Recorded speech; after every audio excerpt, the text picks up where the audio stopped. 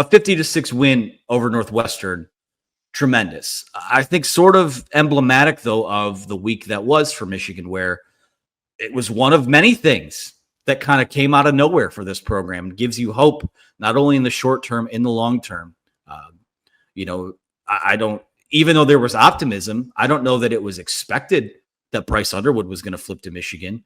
Even though there was optimism that Michigan's NIL was going to get better, I don't know that people expected that, the fourth richest man in the world, Larry Ellison, and his wife Jolyn would be involved in that. People didn't expect feeling hope going into Ohio State week. So I think that's the overarching feeling for me as we start this rivalry week, is that we talked about it a little bit there in the opening of the segment, but you do have hope to hang your hat on. And listen, all the pressure's on Ohio State this week, but I feel like no matter what happens, Michigan has now kind of positioned itself to be the team of the offseason, which, we made fun of Ohio State for winning their so-called offseason championship this year. But it just feels like finally, in a year that's gone sideways in a lot of ways, the train is somewhat back on the rails, and in the long term, maybe very much back on the rails. Let's be honest, you have to win some off seasons to put yourself in position to be a player in the playoff. That's just the way it is. And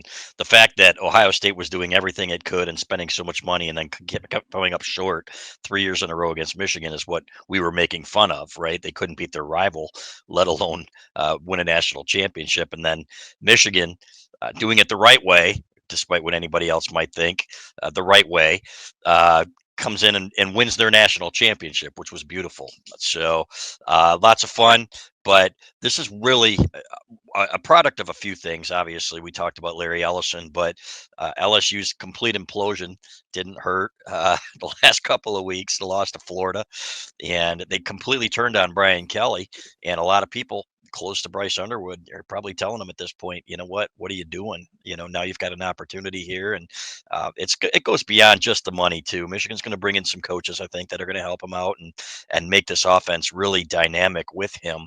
And I think that was probably a stipulation, if we're being honest, because he's going to want to throw the ball. They're still going to want to run the ball, but he can do that too. He can be a great dual threat, and it's just amazing where we were, just several weeks ago to now.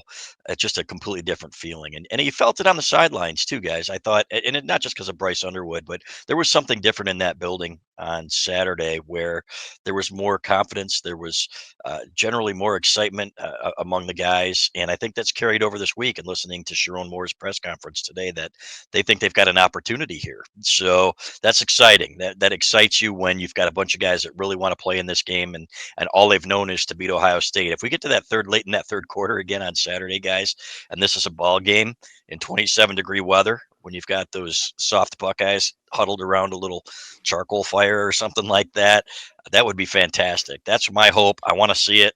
I want to see the look on Ryan Day's face that we've seen for the last 3 years of sheer and utter panic.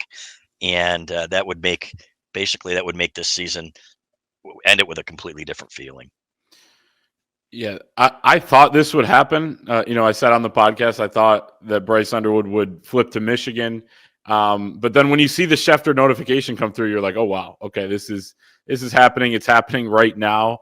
And will he visit on Saturday? Yeah, I think he will. I think he's going to visit as a Michigan commit. So it was kind of surreal that it came together that quickly at the end of the week there. And then he's tailgating with Connor Stallions on Saturday before the game. And you see him on the sideline with a whole bunch of recruits down there. Michigan hosting a bunch of blue chip recruits over the weekend. They got a ton of momentum, but it's big because Bryce Underwood's a great player.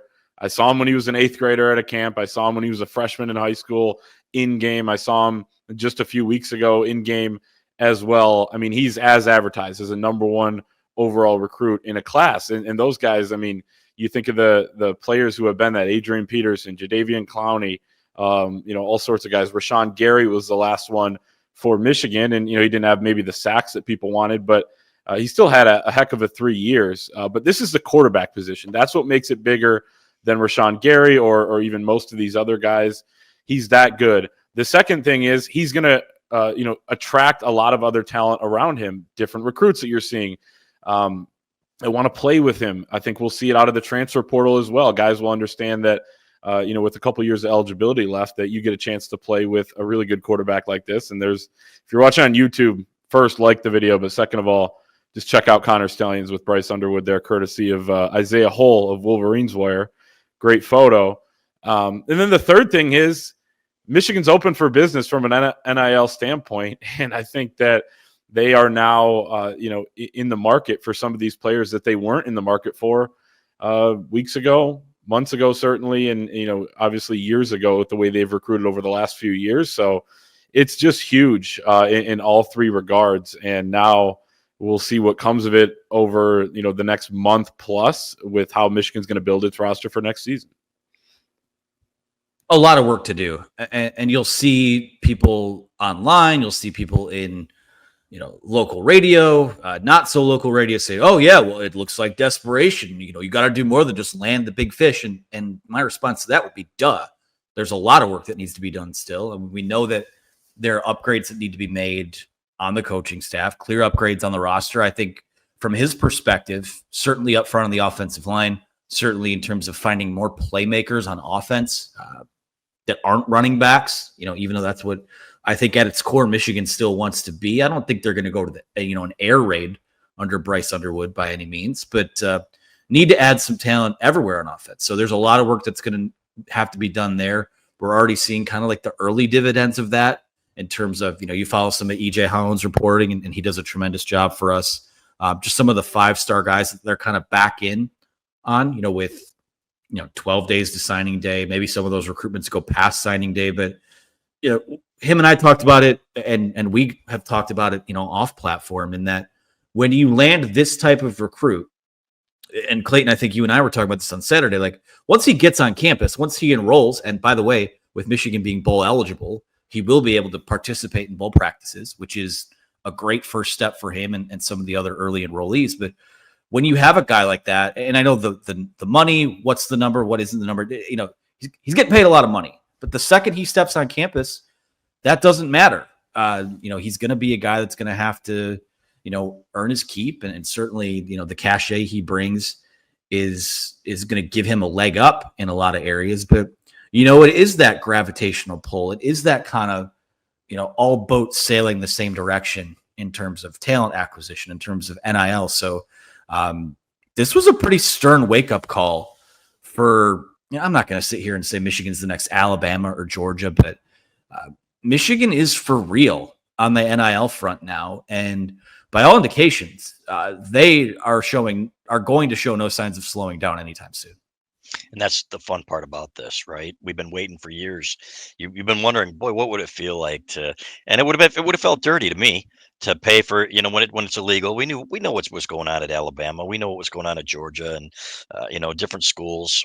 If you get hot all of a sudden on the recruiting trail when you haven't been a player before, let's be real. If you weren't a destination, then something's going on, and we knew what and where, but at the same time, when you're seeing teams collect all this talent, you're thinking, man, could you even imagine? And Michigan was always kind of a half tier below, right? Even with some of their best teams, with the exception of last year when it all came together, right? Where guys that were called 3 stars or 4 stars were actually 5-star players that were discovered and developed by Jim Harbaugh and his staff. So that was a team of 5-star guys. And we got to see what a really elite football team looked like. 15-0 speaks for itself. But now you're getting these kids, and the goal is to be able to mesh them in such a way that you are an Alabama or a Georgia, not a Texas A&M, right? Where you're getting all this talent and guys aren't getting along because some guys are getting paid more than others. And that is the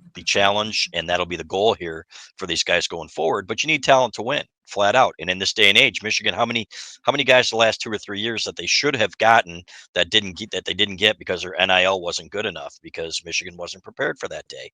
Well, it's nice to I hate to call it lucky, but it certainly feels that way, guys, when you get a booster like this to come out of nowhere, and he happens to be the third richest man in the world. And speaking to somebody close to one of the collectives, they said it's like a gift from the football gods, which immediately made me think of Kenneth Grant and Mason Graham. But on the recruiting side, what an absolute gift. So I'm happy for Sharon Moore because he had the deck stacked against him, especially losing a lot of his staff, or Jim Harbaugh's staff having to rebuild. And they took a lot of talent away. 18 or so players now in the pros from last year's team, and so I'm happy for him. You could kind of see it on his face, the relief and the joy. And so going forward, he's going to have a lot to work with, fellas. I think meshing the culture, kind of carrying over what the culture's been, in continuing that with some of the talent you're going to bring in, it'd be huge to keep some guys around that were honored on senior day that have extra eligibility left, like a Max Bredesen. One, not even just for the culture, just because the way he blocks is unbelievable. I've never seen anything like it at a position like that. He's kind of carved out his own role at Michigan, and you would love to see that next season. But there are others like Derek Moore and Rayshawn Benny. Obviously, Moore being a junior, but Rod Moore. Yeah, Rod Moore as well. Derek Moore being a junior, but he could come back. He could go to the NFL. He could also come back. So you have, if you're able to blend that, which is how Michigan won the national championship last season, was with a great culture and great talent and guys that were bought into a common mission, then I think you really have something here. So it's easier said than done, because if it was easy, I think a lot of teams would have been able to pull off what Michigan did with more talent, but they couldn't. It was really special. So Sharon Moore still has a ton to prove in so many different areas, but right now they're winning one of the key areas, which is recruiting and NIL, and we'll see, how much it continues, but that's a heck of a start, and certainly some more moves to come.